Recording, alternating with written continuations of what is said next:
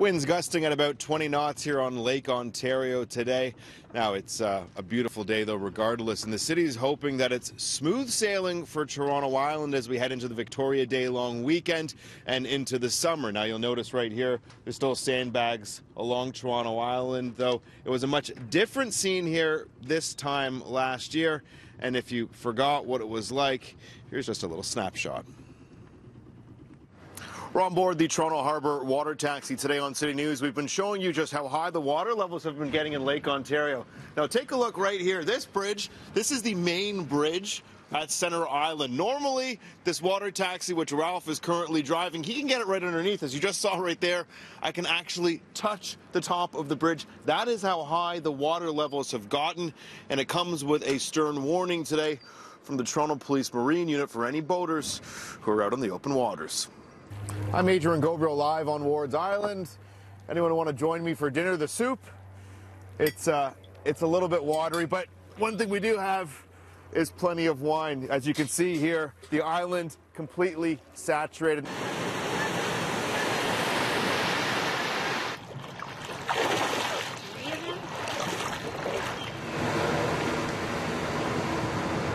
At its highest point last year, the lake rose to 75.93 meters today. The water level for all of Lake Ontario is 54 centimeters lower than this time last year. To keep the island afloat, the city spent about $750,000 in operational costs, from sandbags to sump pumps, and they've raised the level of the docks at all ferry points by 1 meter. When it comes to damage, the beaches at Hanlan's and Gibraltar's Point saw some serious erosion as a result of water levels, and they will look a little bit different this year, but they will be open. Now the attention is turned to finding long-term solutions ahead of the next time the tide decides to rise. We do have a study. It's going to start in the fall, a study with TRCA and Toronto Region Conservation Authority, and it will end in the spring. We'll do a full study as to how to mitigate the situation should it happen again with climate change and whatnot. But park staff are phenomenal. I love our park staff. They've done phenomenal work. So they've put in these meter bags. They're huge sandbags. They've still left them there. They're leaving them there until the study's done.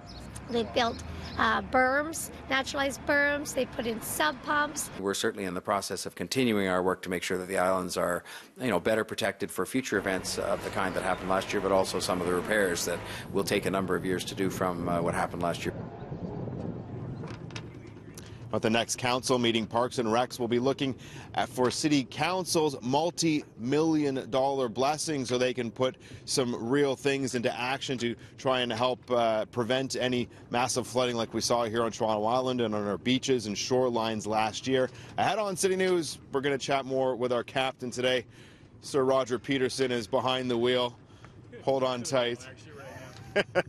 And we're also going to be speaking with the folks over at Centreville about some of the challenges they're still facing following last year's flooding, though they also have some good news for folks who will be coming over this long weekend and this summer. I'm Adrian Ghobrial. Today we've been sailing the shores of Lake Ontario. We've been looking at the water levels. We're just spinning the boat around here because we're getting blown around just a little bit. One look pretty in the sun. And we want the sun on our face. Roger really wants it, actually.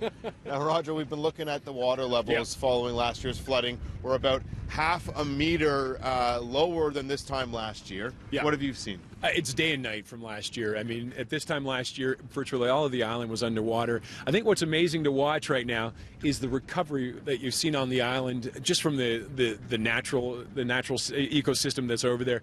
There were sections that were underwater for months on end. They've all started to bounce back. Trees have recovered. Lawns, a lot of the lawns that were underwater have started to bounce back. Everything is looking good over there, but I mean, still some work to be done. Some of the buildings saw some damage just from having that water sitting on them for months on end. But for the most part, it looks like it's made a good recovery, which is nice to see because it's a beautiful spot over there. One of the things not bouncing back is my hair right now. Yeah, I'm trying not to comment on that, actually. It's pretty spectacular, I won't lie. Now, earlier I was over chatting with Bill Beasley, one of the owners at Centreville. Now, they got hit pretty hard last year. Here's what they had to say earlier. The sign here says, "Danger, do not walk over the bridge," but this time last year, that bridge, you couldn't even see it. No, the water got up to about here on the sign last year around this time, so it was that high. You look at it today, obviously a lot better, but there's some consequences that you're still dealing with right now. Yes, that's right. The train tracks around the back of the farm are compromised, so we've still got a lot of groundwork to do to get that repaired. And this bridge needs a little bit of work done to it before we can get it open. The sign there behind you says closed due to flooding. How high did the water get up here? Here it was about a foot high coming into the paddocks, and further back into the farm it was up a good 2 feet. And you kind of played the role of Noah last year, and you loaded them onto the ark and got the animals off the island. We did. We got them off around this time, just before the long weekend, and we took them up to a farm north of the city up in Schaumburg. We're here along the train tracks. I remember coming on a water taxi last year, and this was completely washed out. Yeah. The tracks, this is where they've taken a bit of a hit. Yeah, the gravel and the main sort of understructure of the train tracks is washed away, and the train tracks are a little sloped, and all needs to be dug up and rebermed again. Some good news, though.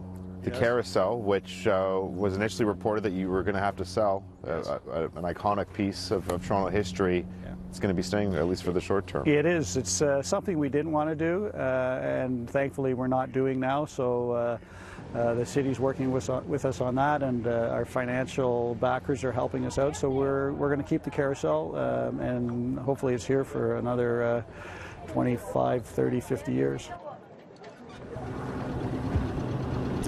Now, Centerville says they lost $8 million in sales last year. They say this summer, Roger, is going to be one of their most important ever on record. Now, they're open every weekend till June 1st, and then 7 days a week for the whole summer. A big thanks to our captain, Roger Peterson, here today. Anytime we get out on the water is a great day, so how did you do it? He did breakfast television, double shifting. Have a great long weekend.